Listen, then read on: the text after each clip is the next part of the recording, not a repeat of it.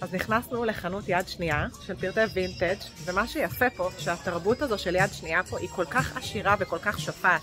בעצם בתוך חנויות יד שנייה אפשר למצוא פריטים שהם ממש ממש ממש חדשים עם טיקטים. כשאנחנו הולכים לשווקים של פשפשים או לחנויות יד שנייה, אנחנו צריכות לבוא עם ראש פתוח. לא לבוא מכוונות מטרה ולא לבוא ממש ממוקדות, אלא לבוא בלב פתוח. ומה אני עושה?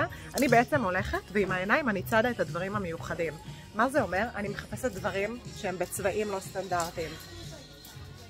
דברים שככה באמת תופסים לי את העין ואת הלב. בחנויות כאלו אנחנו יכולים למצוא דברים שהם לא קיימים אצל כולם, הם בעצם פיסים מיוחדים. וזה בדרך כלל דברים שהם יהיו או וינטג' או עתיקים. אגב, זה לא משנה אם זה חנויות של בגדים או ריהוט, זה אותו דבר. יש להם פה שווקי פשפשים מטורפים. הכל מאוד מאורגן, מאוד מסודר, וזה ממש כיף לבוא וללקט ולצוד. אבל גם בארץ אפשר לעשות את זה. באמת אחד הטיפים שאני רוצה לתת לכם זה קודם כל לחפש דברים שהם בצבעים, ללכת ממש לפי העין, לחפש פיסים שהם ממש בצבעים שמושכים לנו את העין ואת הלב, כי ככה אנחנו מאפשרות לעצמנו לקחת את הדברים המיוחדים.